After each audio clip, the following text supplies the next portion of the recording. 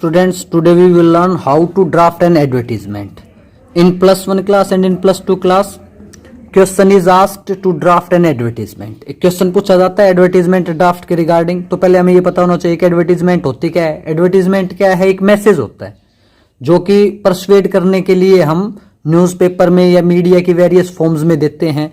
एक particular group of people को, लोगों के ग्रुप को परसुएड करने के लिए, मनाने के लिए, हम अपना कोई प्रोडक्ट सेल करना चाहते हैं या कोई सर्विस ऑफर करना चाहते हैं या कोई प्रोडक्ट परचेज करना चाहते हैं, कोई सर्विस पाना चाहते हैं, उसके लिए हम एडवर्टीजमेंट देते हैं।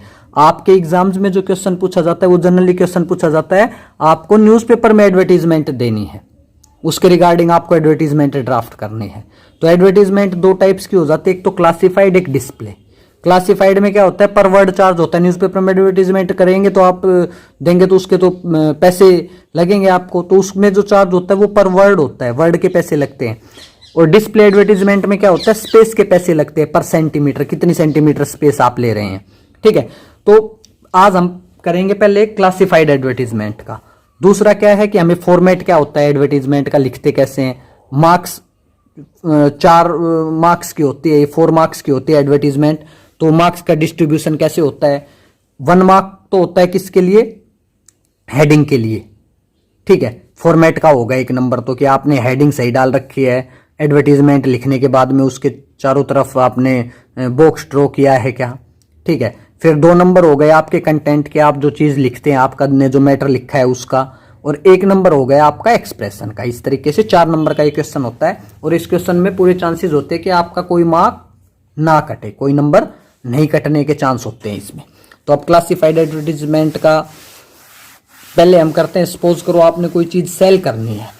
ठीक है, कोई चीज सेल करनी है, तो सेल करनी है तो चाहिए आपने जो भी चीज सेल करनी है, चाहे वो आपका फ्लैट हो, आपका भाई रेफ्रिजरेटर हो, फ्रिज हो, ठीक है, कूलर हो, कार हो, बाइक हो, कोई भी चीज आप सेल करना चाहते हैं तो उसके रिगार्डिंग आपको मान लो सपोज करो एडवर्टीजमेंट देनी है न्यूज़पेपर में, तो कैसे लिखेंगे? क्वेश्चन में भी ऐसे ही लिखा हुआ आएगा कि आप अपनी कार बेचना चाहते हैं तो एडवर्टीजमेंट ड्राफ्ट करें न्यूज़पेपर में देने के लिए, या आप फ्लैट बेचना चाहते हैं, एक एडवर्टीजमेंट ड्राफ्ट करें न्यूज़पेपर में देने के लिए। ठीक है, इस तरीके से क्वेश्चन पूछा जाएगा एग्जाम में भी। तो अब उस क्वेश्चन को हमने कैसे अटेम्प्ट करना है ये देखते हैं। तो सबसे पहले तो हम क्या करेंगे, जो चीज हम सेल करना चाहते हैं सबसे पहले तो हेडिंग डाल लेंगे। हम क्या कर देंगे? For sale. फॉर सेल, जो भी चीज आप बेचना चाहते हैं, क्वेश्चन में जो चीज दी गई है, यानी कि क्वेश्चन में दिया हुआ मिलेगा कि आपने बेचना क्या है, तो उसके अंदर जो भी चीज दी हुई है उसका नाम लिख देंगे। कार फॉर सेल, कार है तो कार फॉर सेल। दूसरा, इसके अंदर एक चीज और ध्यान रखनी है, हमने वर्ड लिमिट को ध्यान रखना होता है, 50 वर्ड से क्रॉस नहीं करना है हमने। ठीक है, ग्रामेटिकल एरर का ज्यादा ध्यान नहीं रखना होता है इसके अंदर, यानी कि हमने पूरे कंप्लीट सेंटेंस लिखने नहीं होते हैं। हम हेल्पिंग वर्ब्स, प्रीपोजिशंस, इनको लेफ्ट आउट कर सकते हैं एडवर्टीजमेंट लिखते हुए, क्लासिफाइड एडवर्टीजमेंट लिखते हुए। ठीक है, आपने कहावत सुनी होगी ना कि सागर में गागर भरना। सागर में गागर भरने का मतलब क्या है कि कम शब्दों में ज्यादा कहना या कम शब्दों में ज्यादा लिखना, वही चीज हमने फॉलो करनी है, उसी चीज को फॉलो करने की ट्राई करनी है हमने। ठीक है, सपोज करो आप कार बेचना चाहते हैं या आप फ्लैट बेचना चाहते हैं, तो कैसे लिखेंगे हम एडवर्टीजमेंट? तो सबसे पहले हमने ये हेडिंग डाल दी, सेंटर में लिखेंगे लाइन के, यानी कि सपोज करो आप, ये आपकी लाइन है तो लाइन के इस सेंटर में, बीच में हम इसको लिखेंगे। पहली लाइन में हमने ये लिख दिया और सारे कैपिटल लेटर्स यूज करेंगे इसको लिए, हेडिंग के लिए। ठीक है, फिर हम अपनी एडवर्टीजमेंट लिखना स्टार्ट करेंगे, जो मैं कंटेंट हमारा वो लिखना स्टार्ट करेंगे। आप क्या चीज बेचना चाहते हैं? फ्लैट बेचना चाहते हैं ना, तो ए फ्लैट मैं थोड़ा सा खुला खुला लिख देता हूं अभी। तो a flat is available for sale, या आप ये भी लिख सकते हैं a flat available for sale, ये भी लिख सकते हैं।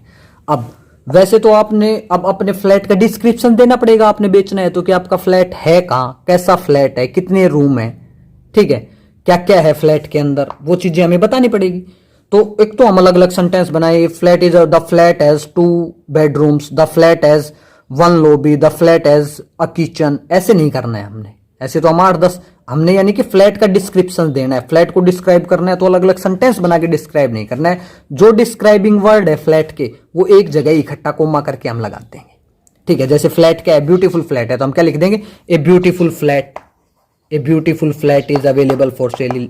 ठीक है, उसके अलावा ब्यूटीफुल है, फर्निश्ड है, तो a beautiful furnished flat is available for cell. A beautiful furnished flat with, a beautiful furnished flat with, यहाँ पे लिखेंगे, मैंने तो इस पे थोड़ा सा स्पेस कम है। A beautiful furnished flat with 2 bedrooms, a kitchen, ठीक है, अ lobby and space for parking is available for sale. या इज नहीं भी लगाते हैं तो भी गलती नहीं मानी जाती है कि भाई ग्रामेटिकली तो ये ठीक नहीं रहेगा इज हटाना, लेकिन इसमें हम ऐसा कर सकते हैं।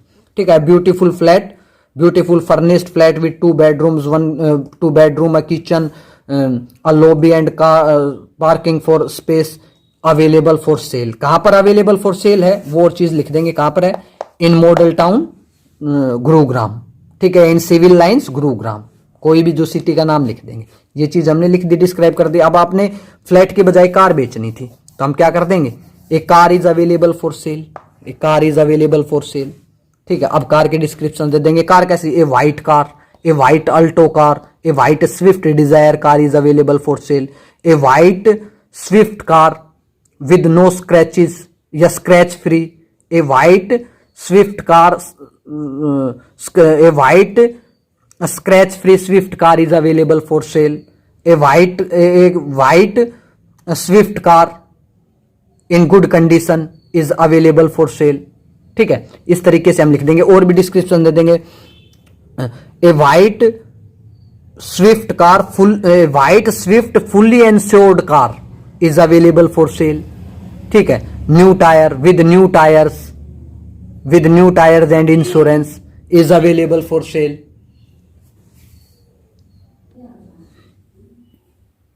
यानी कि हमने कार का डिस्क्रिप्शन देना है। ठीक है, ए 2010 white Swift car in good condition fully insured is available for sale. ठीक है, उसके बाद में फिर हम क्या लिखेंगे, ये डिस्क्रिप्शन दे दिया, यानी कि जो चीज बेचनी है उसका डिस्क्रिप्शन दे दिया। टेलीविजन है तो टेलीविजन, ए सोनी टेलीविजन, ठीक है, a Sony television in good, a Sony colourful colour television is available for sale. जो भी चीज बेचनी है उसका डिस्क्रिप्शन हम दे के और लिख देंगे available for cell.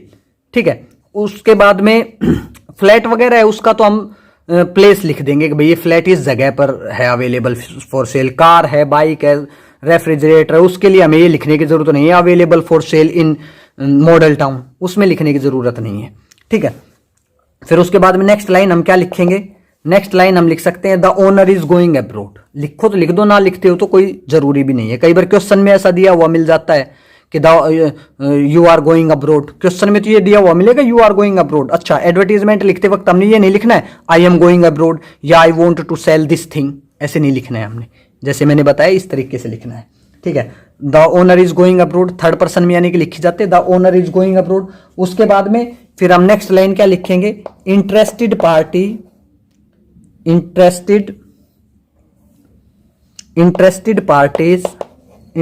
Parties may contact, अपना कॉन्टैक्ट नंबर दे देंगे या एड्रेस दे देंगे। ये आपकी एडवर्टीजमेंट हो गई भाई, आपने एडवर्टीजमेंट ड्राफ्ट कर दी। ठीक है, और फिर इसके चारों तरफ हम क्या कर देंगे, ये बॉक्स को it's better if you draw the box with pencil से करते हैं, स्केल से हमने इसको बॉक्स ड्रॉ करना है। ठीक है, तो आपकी ये एडवर्टीजमेंट कंप्लीट हो गई। जो चीज बेचनी है उस चीज का नाम लिख देंगे हम। ठीक है, अपना यहाँ पे कॉन्टैक्ट नंबर दे देंगे या एड्रेस दे देंगे।